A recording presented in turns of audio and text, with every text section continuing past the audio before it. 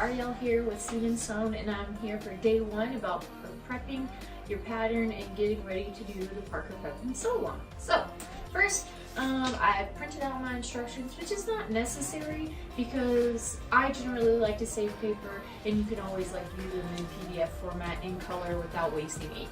But I have my pattern printed. I've also printed out all my pattern pieces here. I have a basic ruler, a tape measure, a rotary cutter, basic paper scissors, some clear tape, a cutting mat, and then I also have a larger T-square, and we're going to use this whenever we set up our pattern. But first, you want to check your size. So I've done my measurements, and I am going to fall into the large range. I have a 36-inch bust or 36.5-inch bust, so I'm just going to go up to the larger size. So just double checking.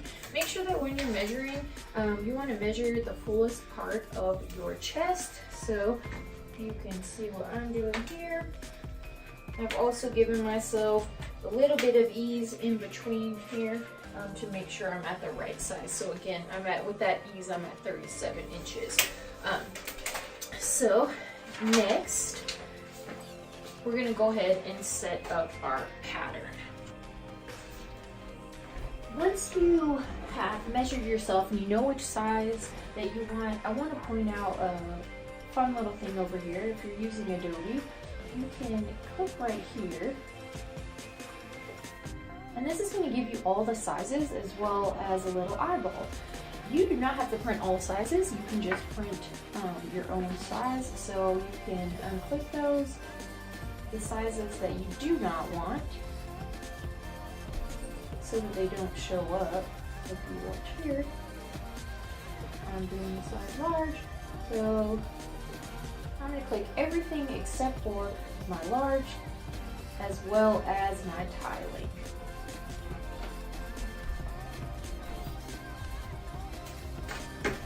So I printed all them out. I'm going to separate them into about five or so pages each and lay them out. And then what I'm going to do is I'm going to cut off the right hand side as well as the bottom. This is going to help line everything up. So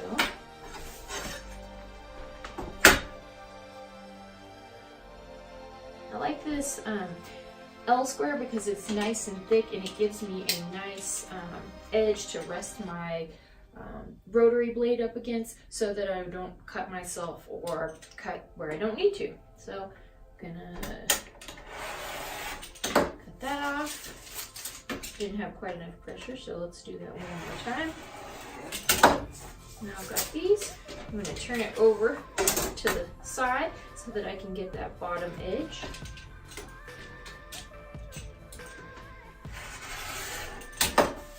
Okay. And I'm going to continue to do that with my remaining pieces. So once again, cutting off that right side as well as the bottom side.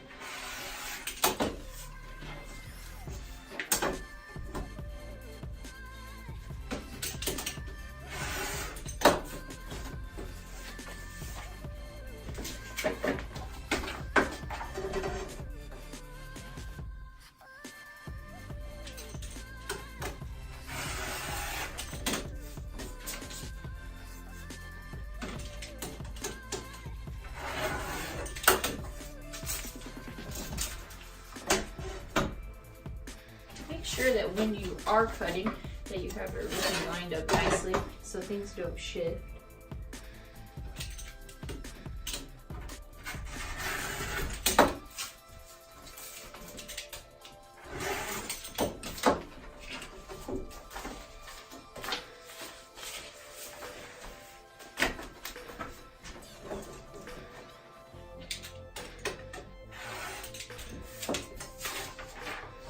All right.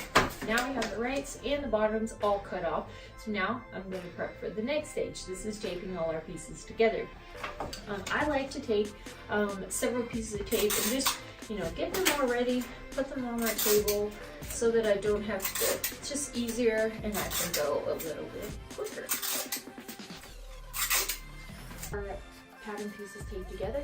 I have, as we showed you previously, I've cut all my right sides and bottoms off here, and then I've also lined up my tape here. I'm lining up all my pattern pieces across, so we're going to go straight across the 5, and then the next row is going to start with 6. If you reference page 3 of your pattern instructions, it's going to show you how to do that, or how they should be laid out. So here, if you notice how I've cut off that right side, it's going to overlap perfectly, matching up our triangles, making it easy for us to match it up. So I'm going to go ahead and start taping those pieces together.